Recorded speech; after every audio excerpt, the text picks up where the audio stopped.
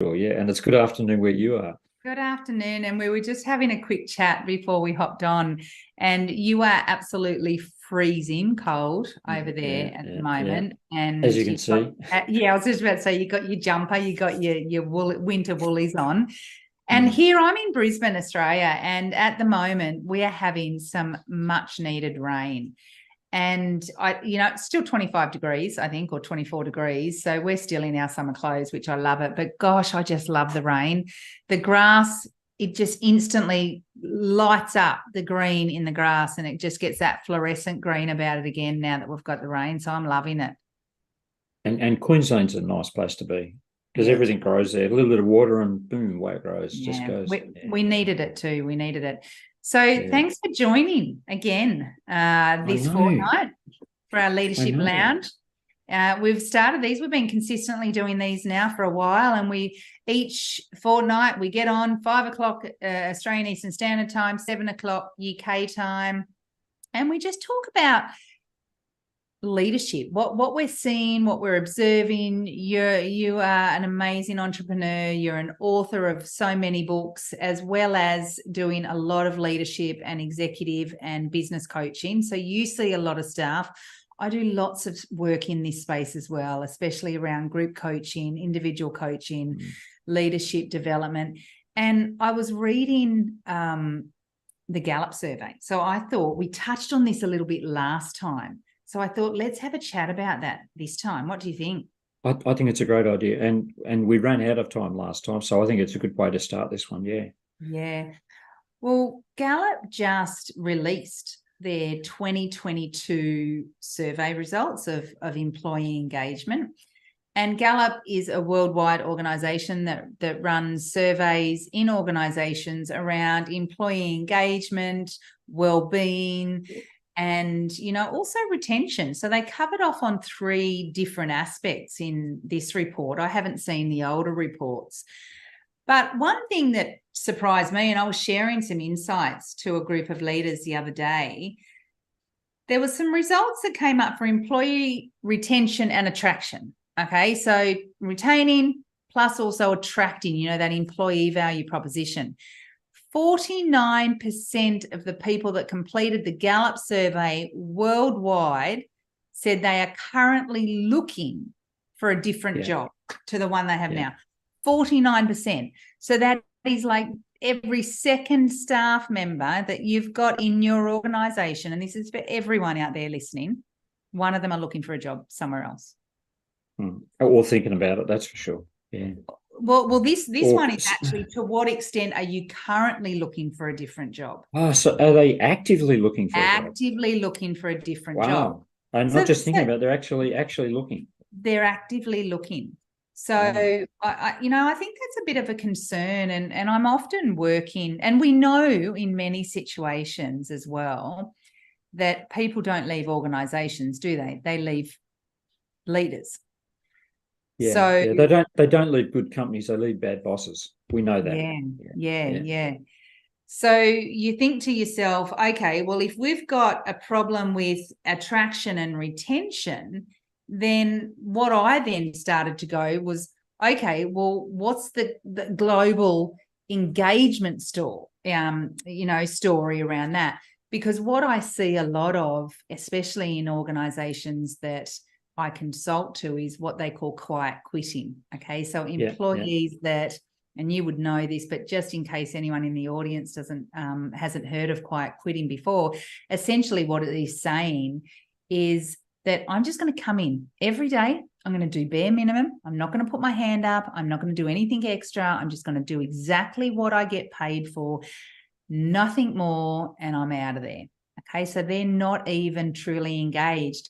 And the survey results actually said annual engagement was 32% in the US. So it was actually down. I don't know, RG. I know you might be able to find out the one in Australia and actually pop it in there. But globally, only 23% of employees were engaged. Yeah, and like in the UK, we were talking about absenteeism, right? And the bigger problem is presenteeism, which is what you're talking about. You're here, but you're not. Yeah, that's right. Yeah. So 73%, did I get that right? 77% of the people that are employed with organizations globally are checked out. Yeah. That's a concern, isn't it? What do you think some of those reasons are, Andrew? What are some of the reasons you see? Well, I was going to ask you that when you said that 49% of people are actively looking for a job, why do you think they're actively? What is it that they're going from, in your opinion? Yeah, well, I think there's a couple of things, and this is just some of the things that I hear with some of the organisations that I work with is more money somewhere else. Yeah. The grass is greener. I actually think that it's going to be a better fit for me. Yeah. Some of them feel that they are under so much pressure with the amount of work that they've got to do that it's just too much on them. So that kind of slides into well-being, and I'm going to touch on some well-being stats as well. Yeah. And then also there's this enormous amount of change, and it doesn't matter what organisation that I work with, they are under enormous amount of change every single day. And I think it's just wearing people down. I was listening to a podcast the other day that just said the amount of employees that feel like they're just constantly laid upon, ever since COVID. It's just been this constant change and just taxing for them. So I think it's the change. I think it's the well-being. I think it's the overwork. I think it's other people thinking that they've got the grass is greener, as well as pay.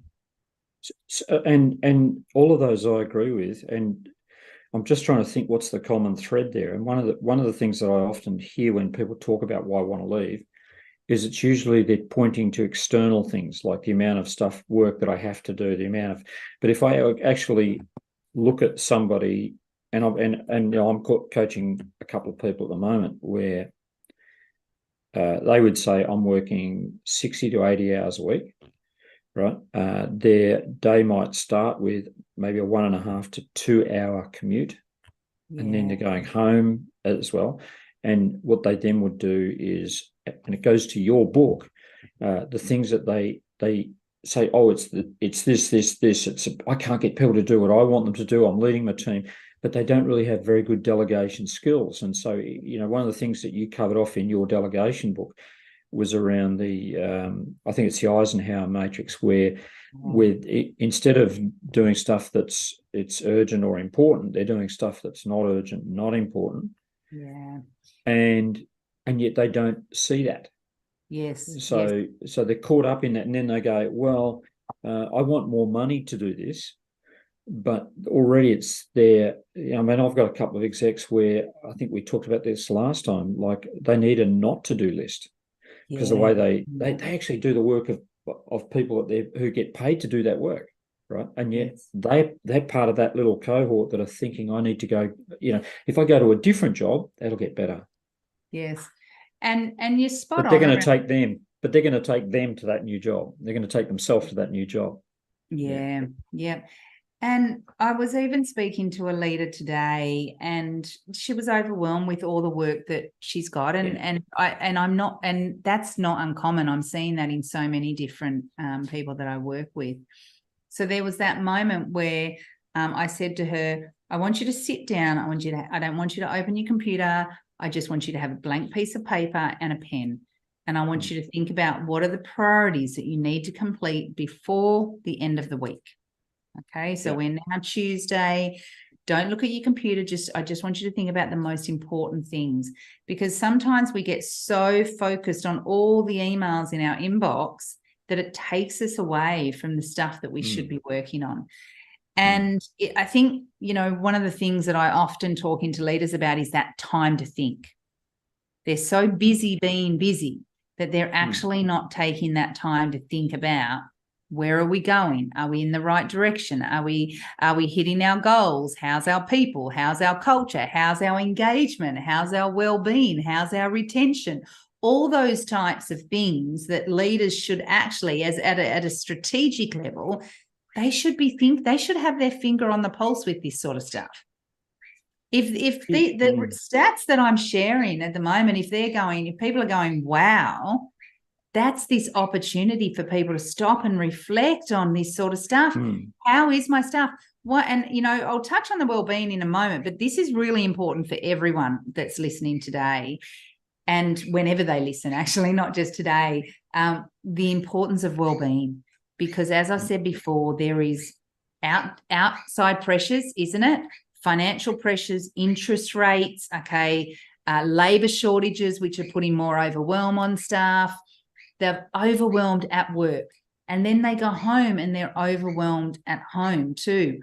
How are you supporting them through wellbeing? I know many leaders that go, well, we've got an EAP program, so we'll just pass that off and say, well, there it is, go and do that. Let me share it quickly while we're touching on that. 56% of employees are struggling with wellbeing. Yeah. 9% are absolutely suffering. Yeah. And only 35% are thriving. So when I talk about leaders taking the time to think about their business holistically, it is well-being, engagement, retention, all of those things, those stats. Are my staff happy, or are they looking for another job? And from an executive coaching perspective, right, when somebody brings a list of problems to a coaching session, right, and I say, this is what's happening, right, usually the clinical model that we work on is what's happening right now. Where do you want to be? Where are you now? Where do you want to be? What's stopping you from getting from there to there, right? What's that thing? So what's happening right now? And they usually will list things in the environment, these external factors, right? And the bit that they don't want to look at is the internal factors, right? Such as their behaviors, or why do I feel it? If I was designing a program, for example, you've got 35% of people who feel they're thriving. What does the research tell us about their well-being, how they approach life? Because the thing that I've found is, more often than not, those people are thriving within the very same circumstances that people are not thriving. Of course. So, yeah. So it sort of suggests that there's something else going on apart from what's happening in your external world. These people have, they life satisfaction scores, for example. Yes. They're high. And they say, well, why do you feel so okay? You're working exactly the same conditions as this guy who's complaining about everything. And both are legitimate. I'm interested in that. Yeah, those ones. Well, I am too. And remember, we wrote a book on resilience. Okay. Yeah, exactly. Other amazing authors from around the world, and this is not to give it a plug or anything like that, but it went number one in 4 different countries. Okay. That's right. So what does that tell you? It tells you that people are looking for support around well-being, how to become more resilient.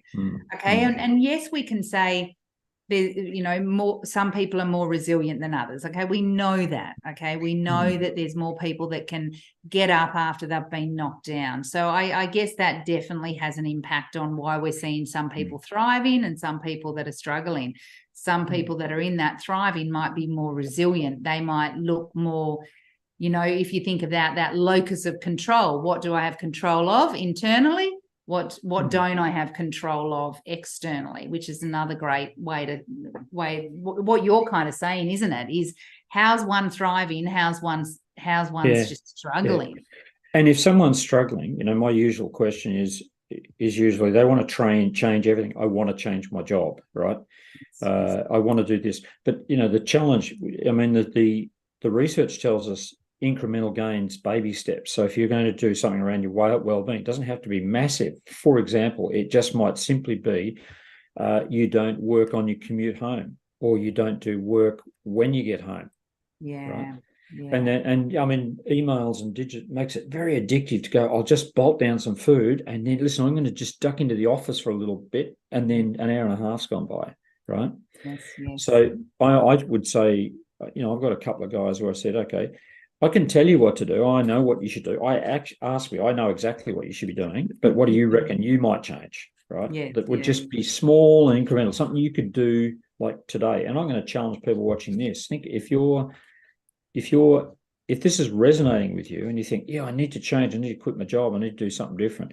Just think about what could you do right here today that might move the needle back in favor of, wow, actually, I'm enjoying my experience rather than I'm hating my experience. I would give this other point too, Kylie, and that is that some of the clients that I've worked with don't recognize their own behaviors. It's because what they've been doing it so long that particular way, they've normalized this is how you do life. So when you ask them to do stuff like turn your device off at 9 o'clock at night, right, they feel like they've had their throat cut, or they feel like it feels so unusual to them because they've normalized that sort of behavior. Yes. Yeah. So you're kind of talking a little bit about like habits. What are the habits that you want to create? Totally, okay. Yeah. And one of the things I often see with habits is we're really good at saying, well, what do we want? Okay, well, we want to get off our device, let's just say from 5 till 9 o'clock of the night time, so that we can spend some time with our family. Okay, so then what are the actions? Or it might be I want to lose 5 kilos. It doesn't matter. So what is it I do? I want to get off my device. I want to go to bed earlier. I want to exercise more. I want to lose weight, whatever it might be. Then we're really good at coming up with a bit of a plan. Okay, well, I can do that. But what we're not good at doing, and this is what the power of habits has, is who do we want to become? So, one of the questions I love asking people, and maybe this is also for our audience, but also for you to think about with your coaching clients, if you did hop off your phone and you did it on a Monday, on a Tuesday, Wednesday from 5 till 7:30, so that you could spend time with your son or your daughter or your wife or your brother or your sister or whatever it is, who would you become by doing that? And these are the types of responses I hear, Andrew, is I would become a better dad. I would be more engaged. I would have a better relationship.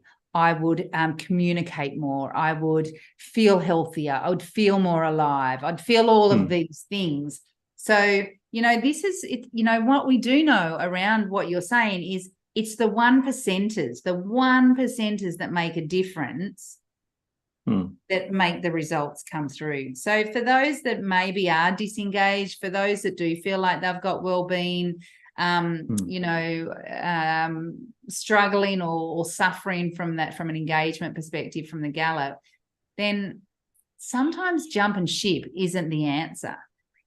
Well, that's that. I think that's a great point you're making. Yes, look at the external factors. That's a good place to start. Because some of those might be legitimate, and we've seen here in the UK. We've talked about. You talked about labour shortage, for example. Well, people still want outputs. I would say this: if I was putting a fine point on it. It's a given that when someone comes to a coaching session, they bring a problem to that session that they want to work with, right? Which we contract on, right? We're going to work on this particular problem, right? And usually they'll tell me what's happening, and I will then take it to a next level and ask, how are you being around this problem? Right. Yeah. And so if I've got my devices on all the time, blah, blah, blah, how am I being around that? Right, because how I'm being suggests I don't have a choice in the matter. It's just happening to me rather than I'm input. And then the next thing control. It's not who you become, but who do you need to be around this problem? Which is a little bit more confronting than I'd be a better dad if but who do you need to be a better dad? Right? Who do you need to be more healthy? And I have a lot of clients, really, top end clients who have what I call a mock push, a racing bike. There seems to be a thing here in UK. If you're doing really well at corporate level, you have to spend £7,000 on a bike, on a racing bike, right? And where you get all the gear, and you've got the, just this. And one of my clients, I said, when was the last time you rode this bike? Right? He said, it was probably about 2.5 years ago. I said, so it's a mock bike. Every time you walk through the garage, there it is. It's mocking you, Hey, when are we going to go for a ride, right? So I said, what I want you to do is sell the bike and donate the money to charity. Yeah, right. If you're not going to ride the bike, sell the bike and donate the money to charity, right? Yeah, Because right. you'll probably get $3,000 for it, right? Yeah. Oh no, I'm going to ride my bike. Oh, is that a commitment you just gave me? Now, who do you need to be? Who you been around this bike? Yes, Right? yes, Who do you yes, need to be? Right. yes, yes. So the contract I had with him was, if you haven't ridden your bike in the next 30 days, it's Yeah. going. You're going to give me the bike and I'm going to sell it, right? Yes, yes, yeah, Send me yeah. photos of it and I'm going to flog it on eBay, right? But here's the thing: when the guy says, Yeah. "Yeah," he goes out for the ride. I said, "How was it?" He said, "Oh, it was amazing. I did a 45-minute ride Feel and just great. about, yeah, everything was just, a lot of problems just got sorted out because I'm riding." Yes, that's it. And that's the power. Like when I'm talking about time to think, Yeah. okay, that is the power. And I say to leaders, it doesn't matter where, it doesn't matter, what day you do it. But what we do know, and this is from brain research, okay, and it's backed up in a book by Nancy Klein around time to think. Yeah, great book. Isn't it? Have you read it? Yeah, I love it. I love it. Yeah. And what she talks about is the power of thinking, but in that same spot. Okay. So it could be in a chair, it could be on a bike, it could be, going for your morning walk. It doesn't matter. What happens is we get those same chemicals. So when we go into a bit like I'm trying to say this as professionally as I can, but like what we know from a drug addict, when they go back into that same room where they used to shoot up or take drugs, their brain automatically releases those chemicals to go, hey, now I'm ready to get high again. Okay. Because they're anchored to it. Yeah. They're anchored to it. Same thing with when we're talking about time to think. If you can do it in that same spot, I know many executives that I work with that ride their bikes. Okay. Okay. And they come up with the most amazing things. One of my clients, very successful, he actually works out every morning from 4 till 5:30 in his gym. And he said, I have just come up and solved the world's problems in that time. So that's why when you said your client hopped on that bike 45 minutes, amazing things happen, because guess what? We're now thinking.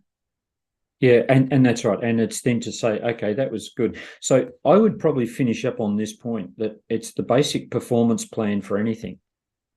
And again, this is something, if you're watching, this is something you can do right now in this session, right? To the next week, try this out. The basic performance plan is, what do I need to stop doing? What do I need to start doing? What do I need to continue doing? Right. Yeah. So I can tell you, but my guy said, what do you need to stop doing? He said, I need to stop ignoring my bike. I said, great. What do you need to start doing? I need to start riding it. What do you need to continue? I need to keep riding it every day now, or every second day, whatever. But anyone can devise a plan to get you off scratch, where what do I need to start doing, stop doing, start doing, and continue doing. Yeah. But it only works if you pay attention. Yeah. And you go, actually, I'm not riding my bike. See, you've got to dumb down seriously to ignore a 7,000 pound. That's nearly 15 grand in Australian you spend on a bike. Yeah, crazy. Yeah. I know, but they do it, don't they? What could you buy for 15 grand in Australia? You could get a coffee and a smashed avocado and egg, couldn't you? Yeah, maybe. Breakfast. Let me close it off with one additional thing with that framework. Okay. And this is again for everyone. I love it. The start, the stop, continue. It's a basic framework that just is so powerful. Okay. But what I want people to also do is, if they did that, who would they become? Yeah. That's it. Yeah. Okay? Perfect. If you did that, who would you become? Yeah. So let's leave it on that note. Okay. Yeah. We have one more session to do before we wrap it up for the Christmas holidays. Yeah. And I love the stuff on the Gallup, and I think it's a nice way to end the year out too, talking about these things, because 2024 is not far away. Yeah, for sure. And for anyone listening that would like a copy of the Gallup survey, pop it in the comments, or send me an email, or send Andrew an email, and we will be happy to share them. With you. Just DM us and we'll do it. Yeah, perfect. Yeah, it's fine. Have a beautiful day, Andrew. And I'm going to walk the dog. You're going to walk the dog. Does the dog have snow boots? No, we haven't got snow, but she's got a jacket. Does she? Yes. She'll go to the front door and go, and then look at me. And I'll go, you want your jacket on? Yes. And then I'll put the jacket on. Then she's happy to go out. Yeah. I saw a greyhound in James Street in New Farm in Brisbane the other day. So it's a beautiful, beautiful street. It's got very upmarket shops. And these two greyhounds had these little boots on each of their legs, feet. And I wish I'd taken a photo. Yeah. I love Good it. stuff. Thank you, everyone, for listening in. I hope this was of value. Please remember, it's time to really be thinking about your engagement, your employee well-being, and also your retention and engagement scores with your people. Okay, time to think. We're coming up to Christmas. We're coming up to the new year. This is the time to slow down and start to think about what does 2024 look like. Thank you, Andrew, as always, for being a inspiration to me, but also just the wisdom that comes from you and your experience around leadership. Back at you with interest.